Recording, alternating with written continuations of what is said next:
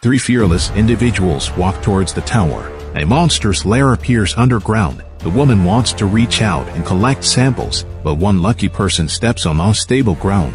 Soon, an unfortunate event occurs. Oh my God, go!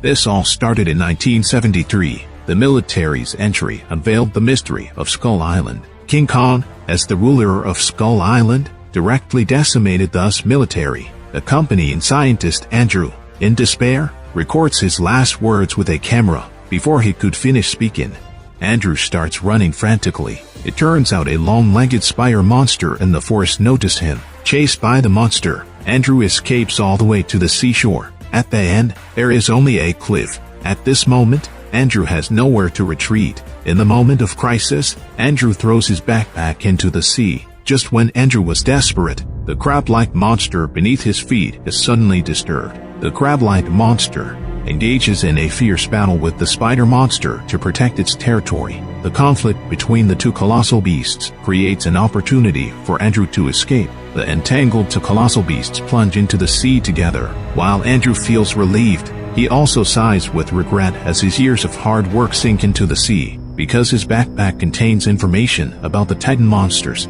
in the blink of an eye, the time shifts to the year 2013, a cold region in Japan. Fishermen discover Andrew's backpack among their salvaged catch, and his discovery gradually reveals the secrets of the Titan monsters. 2 years later, Andrew's daughter Lisa lands in Japan aboard a flight. She holds her father's rental contract in Japan, intending to investigate her father's cause of death. After the plane lands, disinfection personnel sanitize everyone. Since Godzilla landed in Japan, people believe that eliminating parasites from their bodies can prevent attracting monsters. Lost in thought, Lisa recalls the disaster from a year ago. She was a first-hand witness to Godzilla's invasion at that time. Lisa is a teacher. Their school bus was crossing a bridge at that time. Godzilla's sudden intrusion put the entire school bus in danger. While she was evacuating the children, Godzilla's shaking caused the school bus to fall off the bridge. This scene also became an unforgettable memory for Lisa. To cope with monster invasions,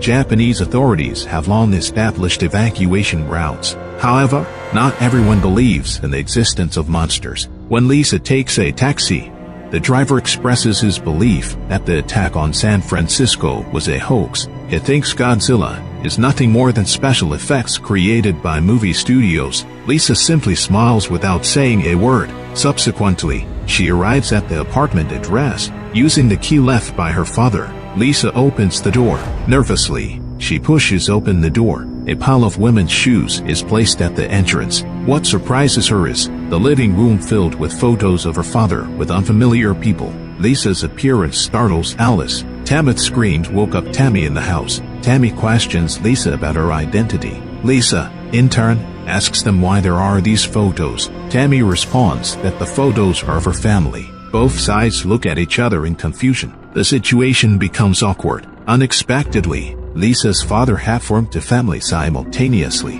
They sit down to confront each other. Tammy asks the other party to prove that his father is Lisa's father. Then, Lisa took out a photo of their family. Alice didn't want to dwell on the past. She just wanted to know what happened to her husband. Lisa didn't know how to answer because she also wanted to know what happened to her father. So, Lisa awkwardly fled the scene. Shortly after Lisa left, a heavy alarm sounded in the city sky. The crowd began to move towards the shelter, and Lisa followed them to the shelter. There, she met Tammy and her son. In this critical moment, Alice was still concerned about her husband, but Lisa stated that her father wasn't with them at that time. The shadows of the past overwhelmed Lisa's emotions, and in a panic, she wanted to escape from there. However, with Alice's consolation, she quickly calmed down. The time goes back to 1959, where Dr. Tracy and Andrew were together. They hoped to track the source of radiation to find the whereabouts of the monsters. After a long journey, they arrived at their destination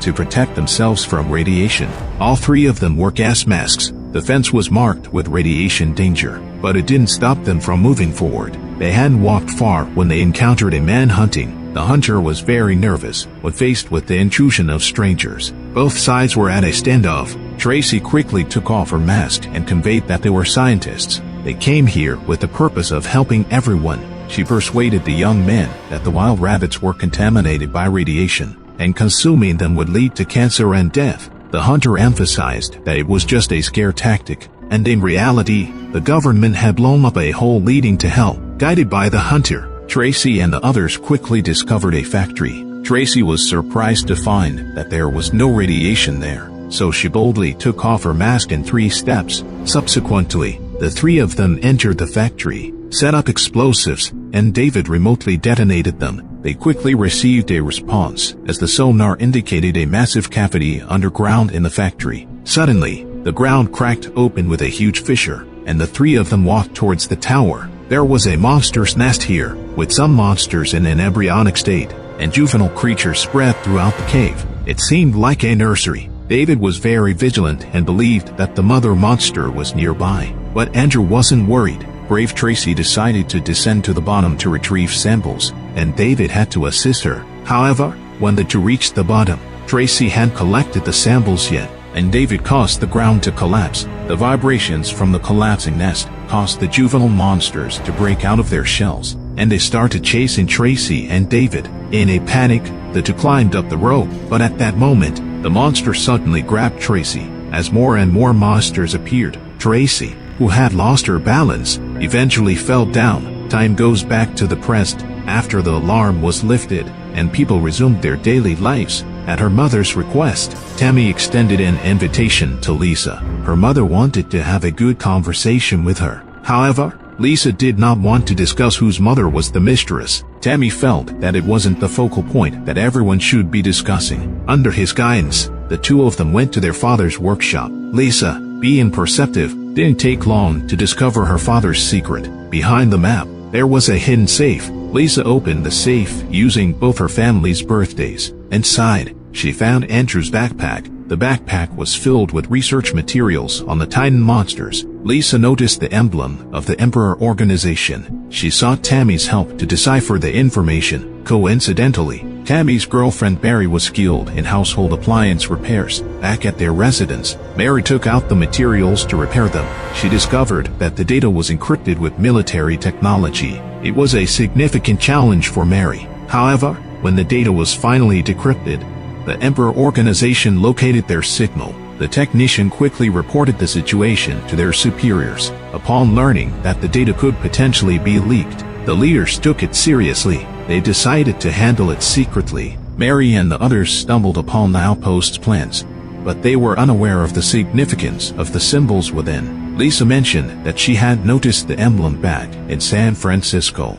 Perhaps this mysterious organization had known about the existence of the monsters long before. Mary believed that their father might have been a member of that organization. Tammy found it highly unlikely and believed that their father was with Lisa and them at the time. Lisa explained that her father found them in the evacuation camp after Godzilla attacked San Francisco 5 days earlier. However, her father didn't intend to take care of them and left immediately. Citing important matters, Lisa didn't know what her father had been up to. A week later, the police called and informed them that their father's plane had gone missing in a storm. If that was the case, the secrets in the data would surely unveil their father's identity. At that moment, Lisa discovered a photo, and to her surprise, the woman in the photo was her grandmother, and this woman happens to be Dr. Tracy. Now, let's shift our focus to David's story. David is an upright Marine Corps soldier. He couldn't stand his comrades harassing innocent women, so he got into a fight with them.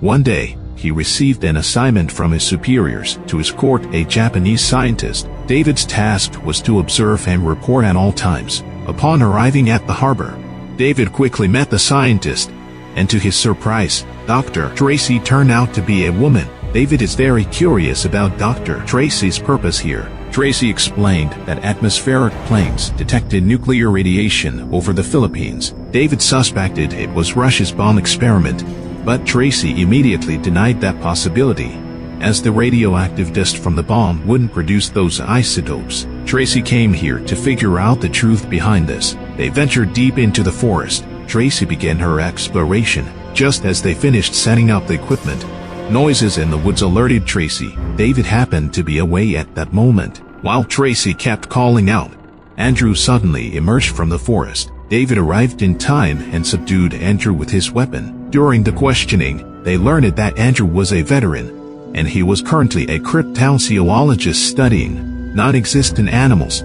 Following that, Andrew became curious about the instruments before them. Andrew felt that they might be looking for the same thing, and then Andrew started talking excitedly. There's a legend in these mountains, where a giant dragon carves a fiery path in the sky, which could also be a path of stray radiation. David wanted to dismiss Andrew, but Dr. Tracy hoped Andrew could join them on their journey. David refused, but Tracy didn't hold back and told David to leave. Embarrassed, David had no choice but to leave reluctantly, and so, the two of them embarked on their adventure. Andrew presented the evidence he had collected, and Tracy was astonished. She quickly took out the radiation readings from the area.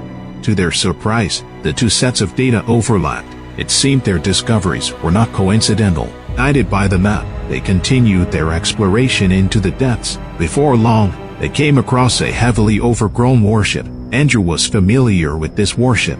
The Lawton docked at Pearl Harbor, sank into the sea as early as 1943. Tracy was astonished by why the Lawton would appear here out of nowhere. In order to unravel the mystery, they ventured inside the ship. Decaying steel emitted chilling roars.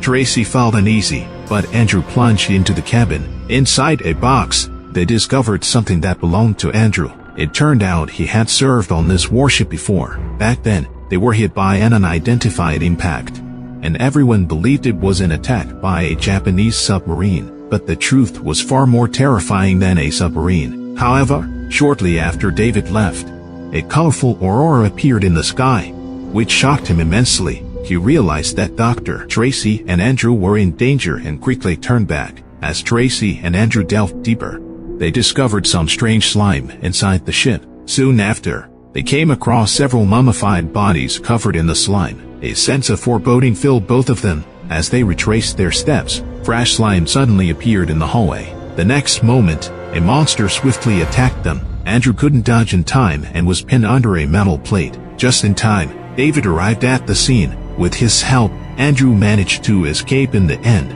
but after they fled the ship, a giant monster broke out of the vessel. Where did they end up? Was the nuclear radiation related to them? These questions would be Dr. Tracy's research focus. Now, let's jump back to the present timeline. Tammy was feeling upset due to her father's infidelity. She decided to vent her anger in her father's studio.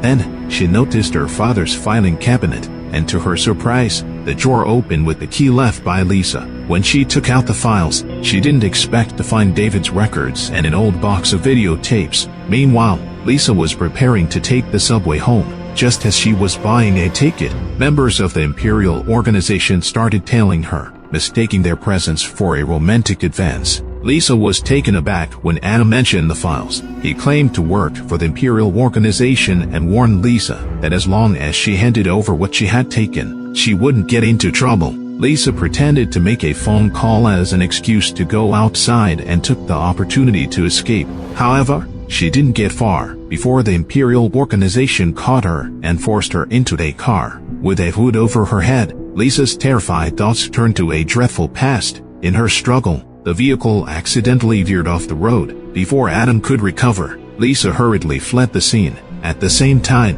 Tammy found Mary and asked her to help play the videotape. However, Mary refused and wanted him to leave immediately. Tammy insisted on retrieving the previous information, and Mary brushed him off, saying he could come back tomorrow to collect it. Once Tammy left, Mary buried herself in studying the documents. After escaping, Lisa immediately went to the police station to report the incident and claimed that she was being pursued by bad people. The police, however, looked skeptical and assumed Lisa was intoxicated, so they dismissed her with a few casual remarks. Afterwards, Tammy returned home. The mother and son's relationship was deceived. In order to vent their depression, they started tearing up photos. Accidentally, Tammy bumped into David's photo. To ensure the safety of the information, Lisa immediately went to Mary's house. However, as she arrived at Mary's doorstep, Adam and his man had already found her. Mary quickly pulled her aside. They quietly escaped the scene. While Adam wasn't paying attention, Alice saw David's photo and mentioned that it was a close friend of Tammy's father. Tammy wondered why her father had never mentioned him. Just then, Adam and his men arrived. Before Tammy could react, Adam barged into the house and demanded that Tammy hand over the information or they would be in big trouble. Alice provided cover for Tammy. Under her mother's signal, Tammy pretended to go back inside to retrieve the information. Alice intentionally delayed. Tammy successfully escaped the scene. Adam realized his mistake when he saw Tammy's father's photo. However, Tammy had already fled. With Mary's help, the three of them met at a noodle shop. Panicked, Mary wanted to run away, but Tammy knew where they should go. Soon, they arrived at a retirement home. It turned out that David had been living there since retiring. In Tammy's introduction, David learned that both of them were Andrew's grandchildren. David openly stated that he was closely monitored by the Imperial Organization. If they were targeted by them,